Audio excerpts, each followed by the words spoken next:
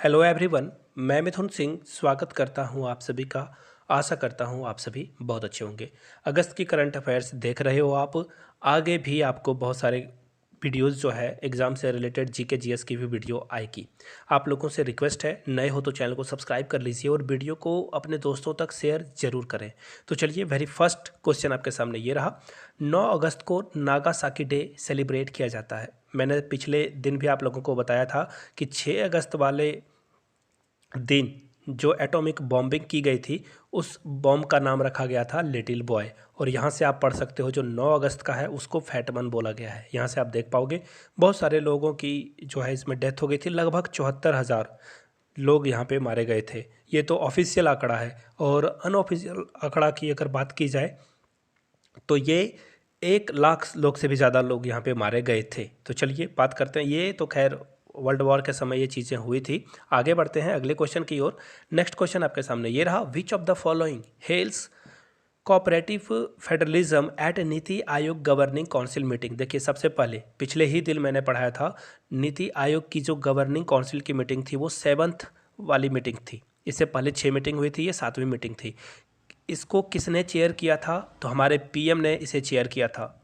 ठीक है, चलिए अब देख लीजिए, आपसे पूछा गया है ना कि ये जो गवर्निंग काउंसिल की मीटिंग हुई थी, इसमें क्या क्या चीज़ें जो है फेडरलिज्म की बात किसने करी है, किसने इसको जो अप्रिसिएट किया है। हेल करने का मतलब होता है अप्रिसिएशन। ठीक है, किसने किया? अमित शाह ने, राजनाथ सिंह ने, नरेंद्र मोदी ने या पीयूष गोयल ने?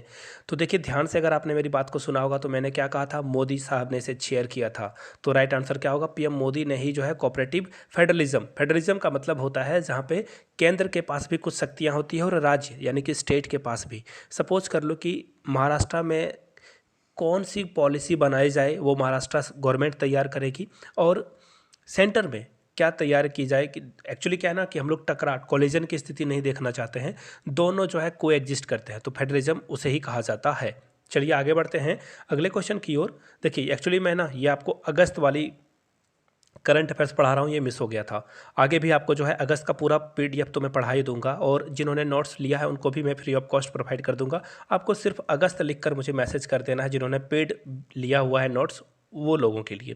और जिन्होंने नहीं लिया है वो 99 का जो है एक छोटा सा ट्रांजैक्शन करके नोट्स को परचेज कर सकते हैं। यहाँ से मेरी ईमेल आईडी देख लो, yourmithunsingh@gmail.com पे मेल कर लीजिए। इंस्टा पे हो then do follow me @iMithunSingh। आखिरी के 2 से 3 दिनों में 30 से 40 नंबर तो एटलीस्ट आपका करंट अफेयर्स से 20 में से 20 आपके करंट अफेयर्स के तो आ ही जाएंगे। दूसरी बात, जीके जीएस पेडागोजी को भी इसमें इंक्लूड किया गया है। इंग्लिश की बात भी की जा सकती है इसमें, वो भी इंक्लूड किया गया है। तो आखिरी टाइम में आपके लिए फ्रूटफुल होगा ये नोट्स, उलट पलट कर आप देख सकते हो। तो मेल या इंस्टा पे मैसेज कर लीजिए। चलिए आगे बढ़ते हैं। एचएम यानी कि होम मिनिस्टर अमित शाह ने लॉन्च किया है। क्या लॉन्च किया है? मोदी @20 पे। तो देखिए, तेलंगाना का जो है इन्होंने एडिशन लॉन्च किया है, उड़ीसा का, दिल्ली का या गुजरात का। तो यहाँ से आप देख पाओगे मोदी ने जो है ओडिशा एडिशन के लिए, सॉरी अमित शाह ने जो है ओडिशा एडिशन को लॉन्च किया मोदी @20 पे। याद रखिएगा इस बात को। और ये कहाँ किया गया था? यहाँ से देख सकते हो, बीजेपी का जो हेड क्वार्टर है भुवनेश्वर में, वहाँ पे ये सारी चीज़ें की गई थी। आगे बढ़ते हैं नेक्स्ट क्वेश्चन की ओर। नेक्स्ट क्वेश्चन आपके सामने ये रहा। ITU regional standardisation forum for Asia and. देखिए, ये जो रीजन है ना, ये इसको जो है कहाँ पे इन चीज़ों को जो है जो भी यहाँ पे आप देख सकते हो, वेट ए मिनट, यहाँ देख लीजिए, स्टैंडर्डाइज फॉरम में किया जाएगा, रीजनल फॉरम में। ये कहाँ किया जाएगा? मुंबई में, चेन्नई में, लखनऊ में या न्यू दिल्ली में? इसका करेक्ट आंसर क्या हो जाएगा? यहाँ से देख पाओगे, ये ITU का फुल फॉर्म भी आपसे पूछा जा सकता है, जिसका मतलब क्या होता है? International telecommunication union. क्या होता है?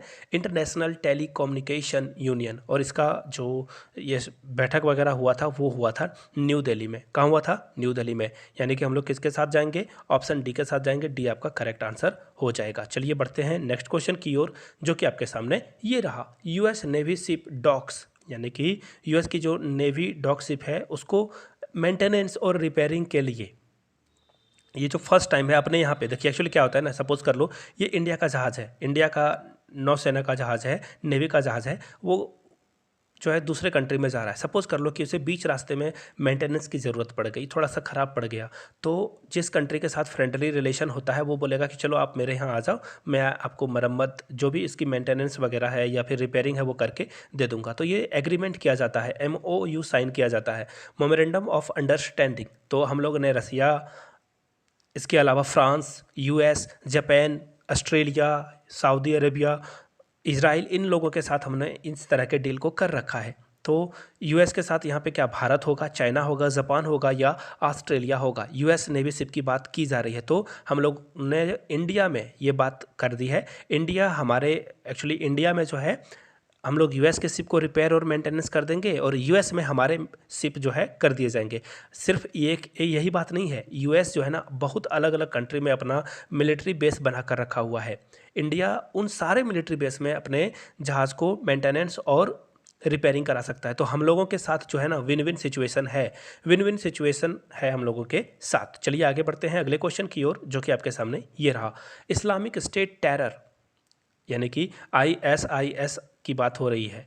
तो ये जो है ना मॉड्यूल, ये जो टेरर मॉड्यूल है ये बस्ट कर गया, यानी कि ये इसका जो है बस्ट करने का मतलब है ये इसका जो है भंडाफोड़ हो गया, यानी कि सारे लोगों को पता चल गया।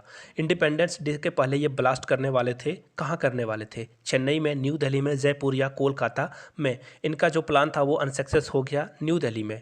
इंडिपेंडेंस डे लाल किला पर PM मोदी जब झंडा को फ्लैग ऑफ करते हैं, झंडा फहराते हैं, तो वहाँ पे ये जो है आसपास के एरिया में बम ब्लास्ट करने वाले थे और इसे जो है ख़त्म कर दिया गया है NIA के द्वारा। NI क्या होता है, नेशनल इंटेलिजेंस एजेंसी, इसके द्वारा जो है इन्होंने पता कर लिया और बोला कि अब नहीं हो पाएंगे। इन्होंने जो है सारी चीज़ों को, प्लान को बेकार कर दिया।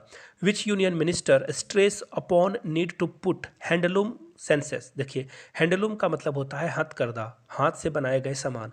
आप राजस्थान चले जाओगे तो आपको कपड़े जो है राजस्थान के हाथ से मिल जाएंगे बने हुए। इसी तरह से अलग अलग, जैसे कि आसाम चले जाओगे तो वहाँ बांस के हैंडलूम के सामान आपको मिल जाएंगे, अलग अलग तरह के बांस के सामान मिल जाएंगे। तो इसका सेंसस करने की यानी कि जनगणना करने की बात की गई है पब्लिक डोमेन में। किसने करी है, अमित शाह, राजनाथ सिंह, पीयूष गोयल या जितेंद्र सिंह ने। तो इसका राइट आंसर क्या हो जाएगा, यहाँ से आप देख लीजिए, फोटो आपको दिख जाएगी पीयूष गोयल की, और इन्होंने ये सारी बातें करी है।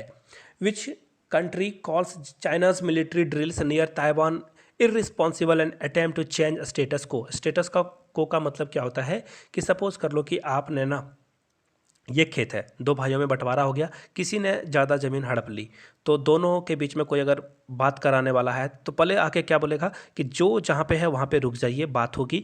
अगर किसी ने ज़्यादा ले लिया, कम ले लिया, तो इस पर बाद में बात की जाएगी, पहले तो आप जहाँ पे हो वहीं पे बने रहिए। स्टेटस को का यही मतलब होता है। तो ताइवान के पास जो है ना, देखिए चाइना ने क्या किया, मिलिट्री डील स्टार्ट कर दिया, मिसाइल ये जो है इसका जो है टेस्ट वगैरह इन्होंने करना शुरू कर दिया।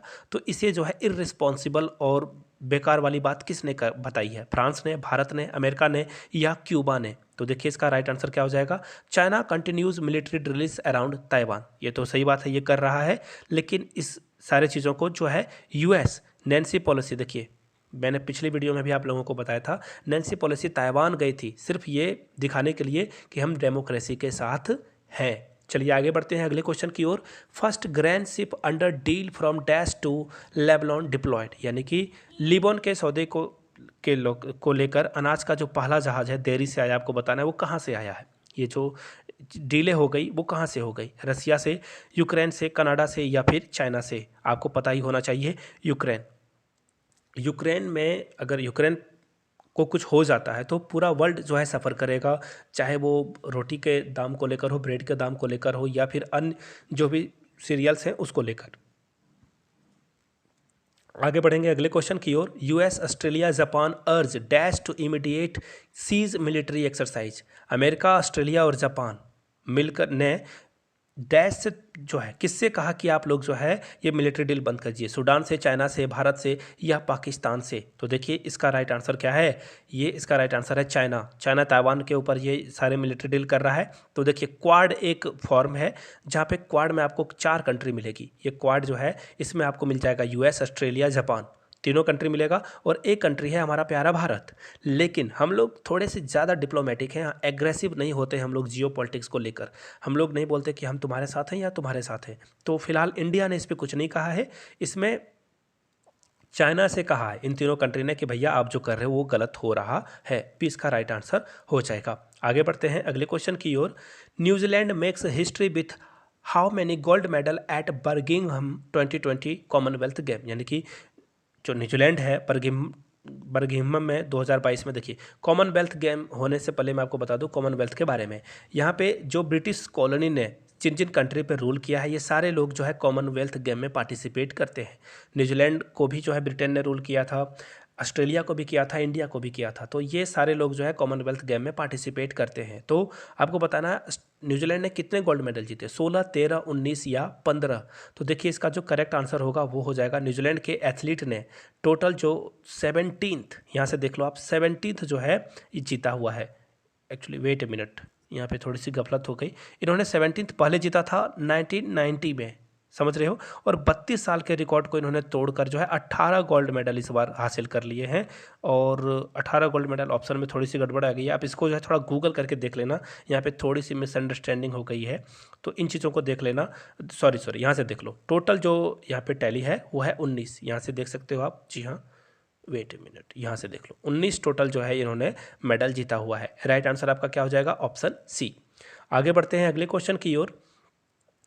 इंडियन अमेरिकन टीन आर्या, देखिए जो टीन मतलब होता है जो 13, 14, 15 ये सारे एज ग्रुप को टीन बोला जाता है।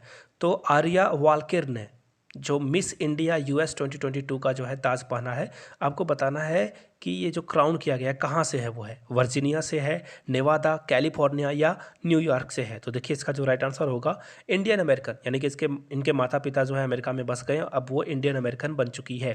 तो ये वर्जीनिया से थी जिनको जो है मिस इंडिया यूएस 2022 का ताज मिला हुआ है। और quick points of the day की बारी। Which Indian authority has recently partner with the quality council of India, तो देखिए ये नॉर्थन हेल्थ अथॉरिटी से पार्टनरशिप की गई है। Recently in the Commonwealth game 2022 which medal has Deepika Punia won the wrestling free style 86 category, तो इसका है राइट आंसर दीपिका पुनिया ने गोल्ड मेडल जीता था। Who will be the award the Karnataka Ratna award, तो देखिए कर्नाटका अवार्ड जो है पुनीत राजकुमार को दिया जाएगा, इनकी डेथ हो गई है। बहुत इंपॉर्टेंट क्वेश्चन ये रहने वाला है एग्जाम के पॉइंट ऑफ व्यू से। 99 में आप मेरे हैंड रिटन नोट्स ले सकते हो yourmithunsingh@gmail.com पे मेल करके, या इंस्टा पे हो then do follow me @i Mithun Singh. Video को यहाँ तक देखने के लिए आपका बहुत बहुत शुक्रिया।